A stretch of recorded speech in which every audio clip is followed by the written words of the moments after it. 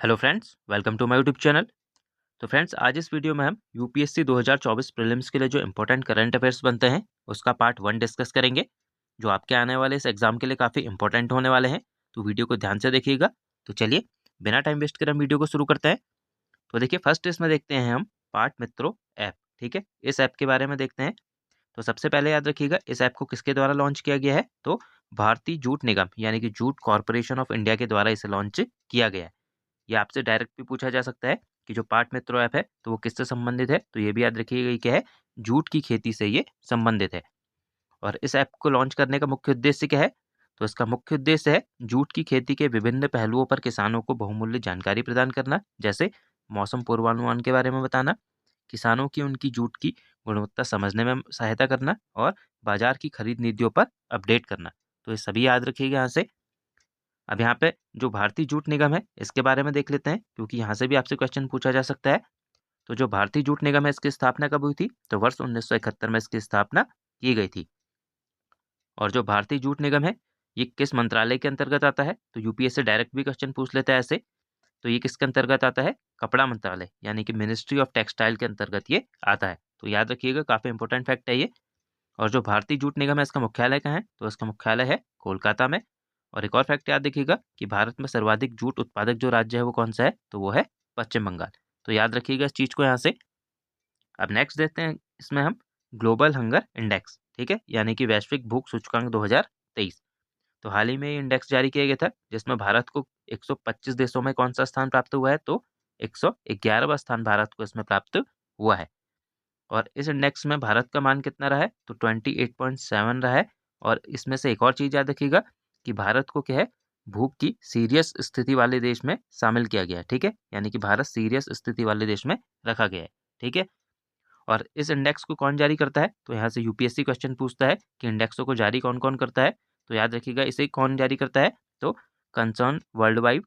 और ये कहाँ का है? आयरलैंड का। और वेल्थ हंगर हेल्पर, तो ये क्या है? जर्मनी का। तो दो संस्थाओं के द्वारा ये जारी किया जाता है। तो याद रखिएगा इसको। और जो ग्लोबल हंगर इंडेक्स है इसको जारी करने के कितने पैरामीटर है? तो 4 पैरामीटर। और यहाँ से भी क्वेश्चन पूछे जाते हैं। तो ये कौन कौन से हैं?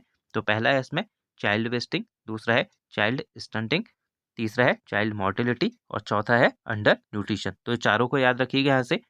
और एक इंपॉर्टेंट फैक्ट आपको याद रखना है यहाँ से कि ये जो इंडेक्स है ये क्या है? विकसित देशों के लिए जारी नहीं किया जाता है। तो आपको क्वेश्चन में ऐसा पूछा जा सकता है कि क्या ये इंडेक्स सभी देशों के लिए जारी किया जाता है? तो विकसित देशों के लिए जारी नहीं किया जाता है। ठीक है, तो याद रखिएगा इसको।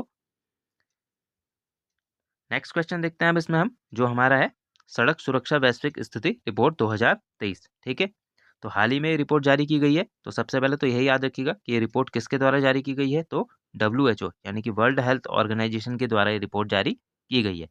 अब इस रिपोर्ट में कुछ इंपॉर्टेंट फैक्ट हैं, तो उनको यहाँ से आपको याद रखना है कि इस रिपोर्ट के अनुसार क्या है, वर्ष 2010 और 2021 के बीच विश्व भर में सड़क हादसों में होने वाली मौतों में क्या है? 5% की कमी आई है। तो सबसे पहला फैक्ट ये याद रखिएगा। और उसके बाद दूसरा है कि वैश्विक सड़क यातायात में होने वाली मौतों में क्या है? सर्वाधिक जो मृत्यु हुई है वो कहाँ? 28% दक्षिण पूर्व एशिया के क्षेत्रों में देखी गई है। ठीक है, उसके बाद 25% जो है पश्चिमी प्रशांत क्षेत्र में, 19% अफ्रीकी क्षेत्रों में, 12% अमेरिका क्षेत्रों में, 11% पूर्वी भूमध्य क्षेत्रों में और 5% क्या है? यूरोपीय क्षेत्रों में ये मौतें हुई हैं। और भारत के संदर्भ में देखें तो भारत के संदर्भ में क्या है? वर्ष 2010 की तुलना में वर्ष 2021 में सड़क हादसों में मरने वालों की संख्या में क्या है? 15% की इसमें वृद्धि हुई है। तो सबसे पहला इंपॉर्टेंट फैक्ट यही याद रखिएगा कि ये जो इंडेक्स है किसके द्वारा जारी किया गया है? तो WHO के द्वारा जारी किया गया है। और ये कुछ इंपॉर्टेंट इसके फैक्ट हैं कि किस क्षेत्र में कितनी मृत्यु हुई हुई हैं। अब नेक्स्ट देखते हैं इसमें हम, जो 2023 में कुछ इंपॉर्टेंट ऑपरेशन जो भारत सरकार के द्वारा लॉन्च किए गए थे, तो इसको देखते हैं। यहाँ से आपसे जो मैच द फॉलोइंग में क्वेश्चन पूछ सकता है कि कौन सा जो ऑपरेशन है किस देश से संबंधित था और किस चीज़ के लिए था। तो इनको यहाँ से याद रखिएगा। तो सबसे पहला है इसमें आपको ऑपरेशन विजय। तो ये किस लिए लॉन्च किया गया था? तो इजराइल में फंसे हुए भारतीयों को वापस लाने के लिए ये शुरू किया गया था। नेक्स्ट है आपका इसमें ऑपरेशन गंगा। तो ये किस लिए था? तो यूक्रेन से भारतीयों को वापस लाने के लिए ये शुरू किया गया था। तीसरा है ऑपरेशन कावेरी। ये क्या था? सूडान में फंसे भारतीयों को वापस लाने के लिए। और चौथा है ऑपरेशन दोस्त। ये क्या था? सीरिया तुर्की में जो भूकंप आया उसमें जो भारतीय फंसे उनको वापस लाने के लिए ये शुरू किया गया था। तो चारों काफ़ी इंपॉर्टेंट है, इन्हें याद रखिएगा यहाँ से। नेक्स्ट देखते हैं इसमें हम जो है आकाश मिसाइल। तो इसके बारे में देखते हैं।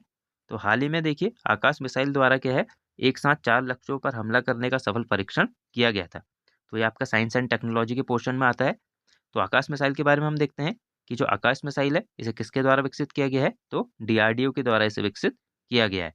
और जो आकाश मिसाइल है ये क्या है, एक मध्यम दूरी यानी कि mid range surface to air ये मिसाइल है। तो याद रखिएगा ये क्या है, mid range surface to air missile.